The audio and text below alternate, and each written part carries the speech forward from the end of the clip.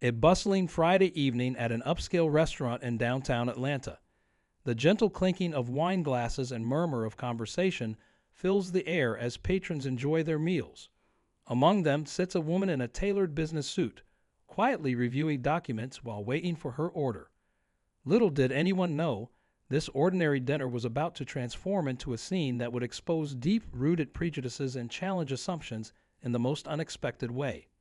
Officer Richard Thompson had been on the force for 15 years, and something about this woman didn't sit right with him. He'd received an anonymous tip about suspicious activity, but what caught his attention was how she kept glancing at her phone while taking notes. In his mind, this matched a pattern he'd been tracking of credit card fraud in the area. Without waiting for backup or conducting proper verification, Thompson approached her table. The restaurant fell silent as his commanding voice boomed across the room.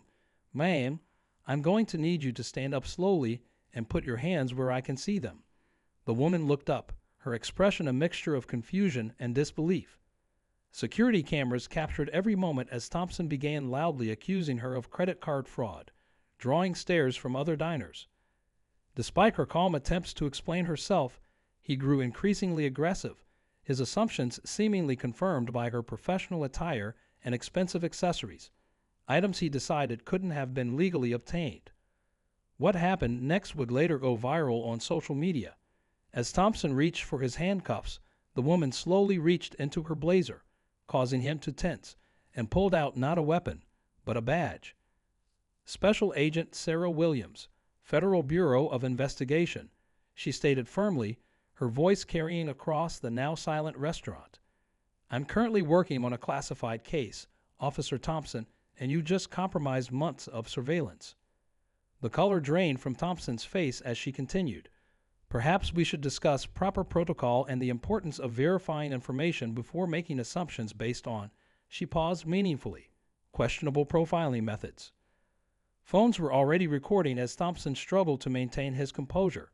The incident would soon spark a nationwide conversation about law enforcement practices, unconscious bias, and the ongoing challenges faced by professionals of color.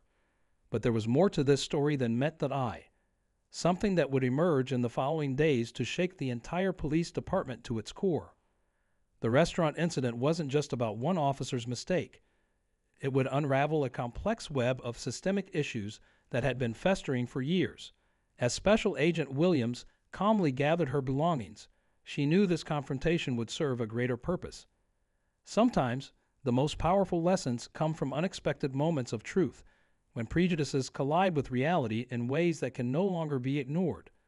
But what happened next would stun even the most seasoned FBI veterans. In the days following the restaurant incident, a series of revelations sent shockwaves through Atlanta's law enforcement community. Special Agent Williams hadn't been working alone that evening. Her presence at the restaurant was part of a broader FBI investigation into a network of corrupt officers who had been targeting minority-owned businesses in the area for years. The security footage from the restaurant quickly went viral, but viewers noticed something peculiar. In the background, several other diners seemed unusually interested in the confrontation, their hands hovering near concealed FBI badges. The entire restaurant had been under surveillance, not because of credit card fraud, but because it served as a meeting point for officers involved in an extortion scheme. Officer Thompson's impulsive actions had inadvertently exposed a pattern that investigators had spent months documenting. Local business owners began coming forward with stories of protection fees and harassment that had gone unreported due to fear of retaliation. The financial records revealed a complex web of payments flowing through shell companies, all leading back to a group of senior officers. As the investigation deepened, Special Agent Williams discovered that the anonymous tip that brought Thompson to the restaurant hadn't been random at all. It came from within his own department, specifically from someone who knew about his history of racial profiling and anticipated his reaction. They had used his prejudices as a tool, hoping to disrupt the FBI's surveillance without revealing their own involvement. The city's Internal Affairs Department uncovered years of buried complaints against Thompson and several other officers. Body camera footage that had conveniently malfunctioned during crucial encounters suddenly resurfaced. Text messages revealed coded communications about which establishments to target and which to protect. But perhaps most disturbing was the discovery of an unofficial points system within certain precincts, where officers earned recognition for finding suspicious activity in minority-owned businesses. What started as casual racism had evolved into an organized criminal enterprise, protected by badges and silence. Special Agent Williams had been chosen to lead this investigation for a reason. Her previous work dismantling corrupt police units in other cities had earned her a reputation for unwavering integrity. However, as she dug deeper into Atlanta's case, she realized this investigation would test not only her skills but also her resolve.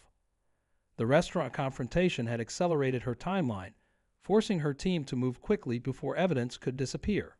But something wasn't adding up. The patterns she was seeing suggested an operation too sophisticated for a group of corrupt local officers. There had to be someone else pulling the strings, someone with enough influence to keep this scheme hidden for so long. As Williams reviewed the footage from that evening for the 100th time, she noticed something in Thompson's reaction that everyone else had missed. It wasn't just shock on his face when she revealed her badge. It was fear. What did he know that made him so afraid? And why did his personnel file show numerous commendations from a mysterious superior who seemed to exist only on paper? The following week brought a series of calculated moves that would expose the full scope of corruption. Special Agent Williams discovered that Thompson's mysterious superior, Captain Anderson, shared the same employee ID number as 3 other officers in different precincts. This wasn't just sloppy record-keeping. It was deliberately designed to confuse any investigation. Late one night, as Williams was reviewing evidence in her office, she received an encrypted message from an unknown source. Check the property seizure records from 2019. What she found made her blood run cold. Over 50 minority-owned businesses had been forced into closure through coordinated harassment, only to be purchased at fraction of their value by shell companies all connected to one name, former police commissioner Robert Hayes. The pieces started falling into place. Hayes, who had retired 2 years ago with full honors, had built an empire by systematically targeting and acquiring properties through intimidation. Officer Thompson wasn't just a racist cop.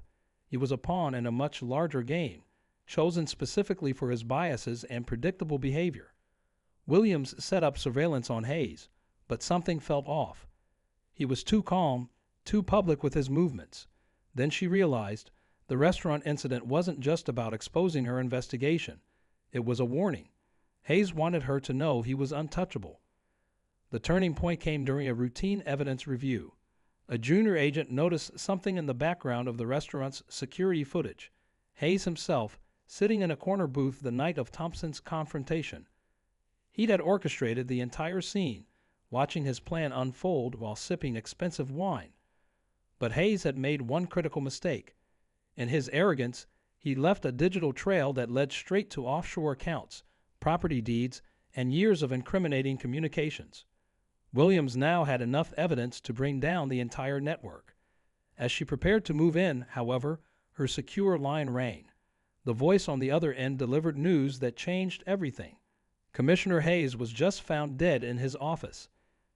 As police sirens wailed in the distance, Williams stared at the evidence board in her office. Hayes's death wasn't a coincidence. It was a message. Someone higher up was cleaning house, and they wanted her to know they were always one step ahead. The investigation into Hayes's death unveiled something unexpected. His office computer had been wiped clean just minutes before his death, but not by someone inside the building. The digital signature matched government-grade software, the kind only available to top-level intelligence agencies. Special Agent Williams's suspicion grew when she discovered that 5 years of Hayes's phone records had been classified under national security protocols.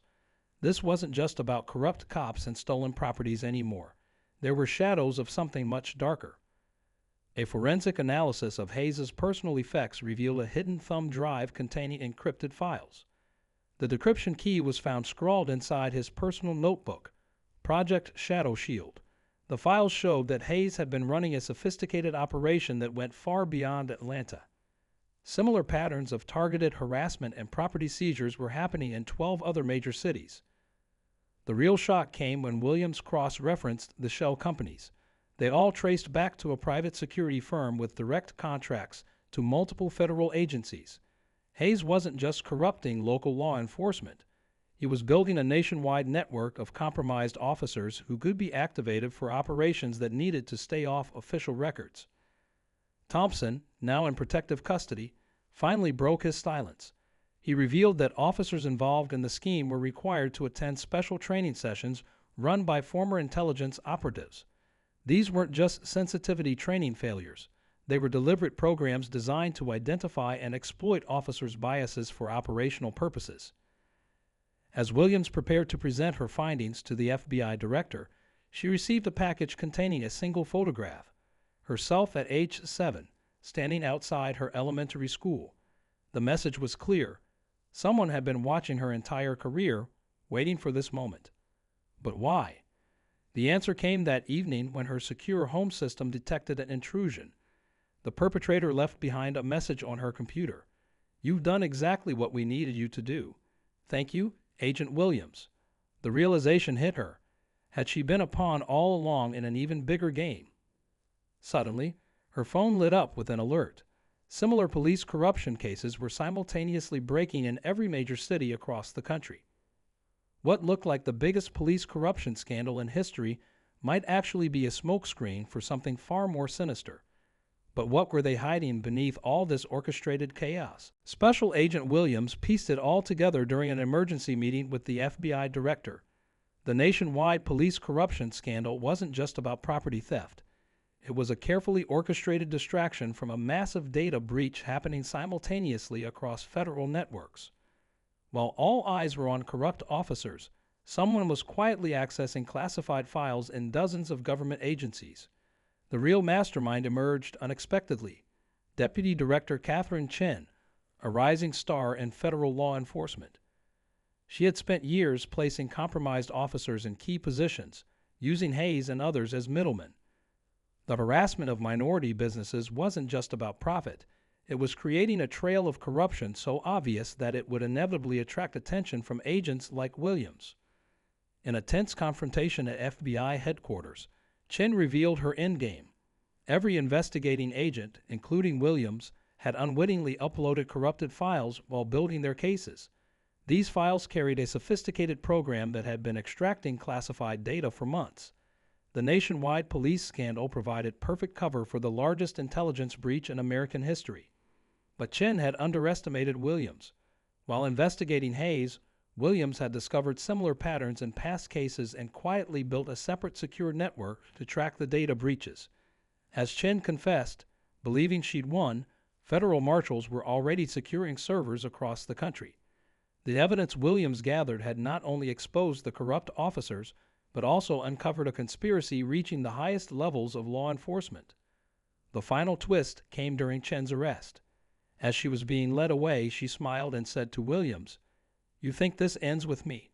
Check your father's case file from 1991. Williams froze. Her father's murder case had been sealed decades ago. How did Chen know about it? And why mention it now? The corruption case would go down in history, but for Special Agent Williams, a new mystery was just beginning. Sometimes, the answers we seek lead to questions we never knew we had. As she watched Chen being escorted to a secure facility, Williams couldn't shake the feeling that this wasn't the end. It was just the beginning of something much bigger. In the months following Chen's arrest, the justice system moved swiftly. Over 200 corrupt officers faced charges, and dozens of wrongfully seized properties were returned to their original owners. Officer Thompson agreed to testify, receiving a reduced sentence in exchange for exposing the entire training program that targeted officers with racial biases.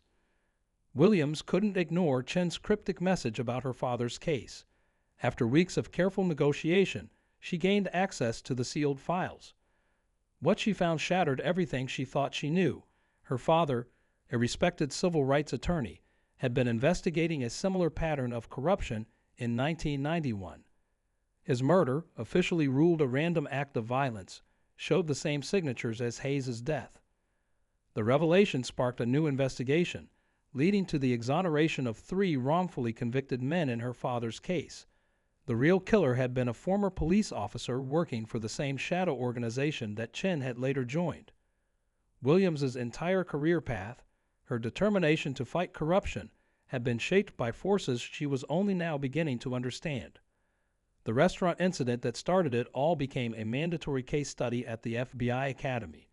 It demonstrated how a single act of prejudice could unravel an entire network of corruption, and how assumptions based on race could blind officers to larger threats hiding in plain sight.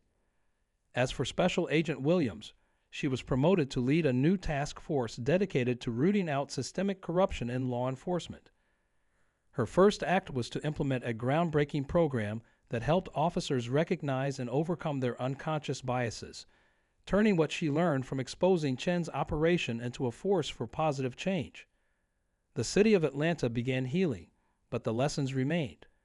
True justice requires constant vigilance, not just against obvious acts of discrimination, but against those who would use society's prejudices as weapons for their own gain. Sometimes, the most damaging corruption isn't just about money or power. It's about manipulating the biases we don't even realize we carry. Officer Thompson, from his prison cell, wrote a lengthy confession and guide for other officers, helping them recognize how easily prejudice can be weaponized by those with darker motives.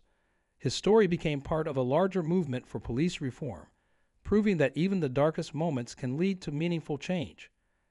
And as for Chen's larger network, that investigation continues, with Special Agent Williams leading the charge, because sometimes solving one mystery just opens the door to an even bigger one. But that's a story for another day.